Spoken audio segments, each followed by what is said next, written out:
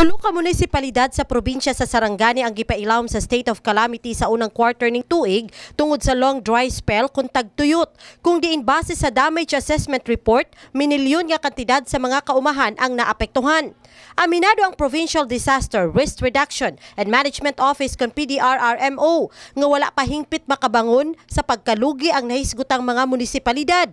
Apan karon pa lang nangandam na usab sila sa umaabot nga epekto sa El Nino. Kung titingnan natin, no, definitely hindi pa. Kasi ang in Malungon alone, based doon sa report nila last time na ang epekto ng long dry spell sa kanila, umaabot na sila ng more than 50 million. Sa karon wala pa matagamtaman sa probinsya ang epekto sa El Nino sanglit duna pay na sinati ang mga pag-uwan. Apan nagtuo ang PDRRMO nga sa unang quarter sa tuig 2016 makasinati na og hulaw ang probinsya.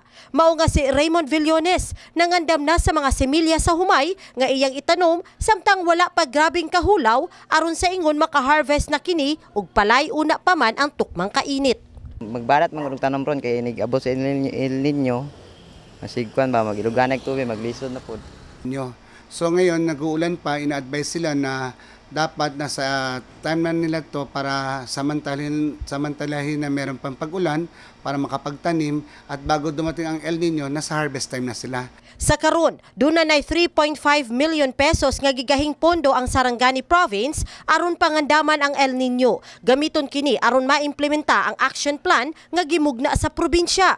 Usa na niini ang information advocacy program kung diin ipahibalo sa mga mag-uuma ang mga angay himuon. Sama sa mga alternatibong pananom nga makasugakod og tukmang kainit. Gawas sa mga mag-uuma, usa-usab sa ginatutukan karon sa PDRRMO ang mga mananagat nga kung diin, usa-usab sa apektado kung mugrabe na ang masinatiang El Nino. Jen Solis, Brigada News.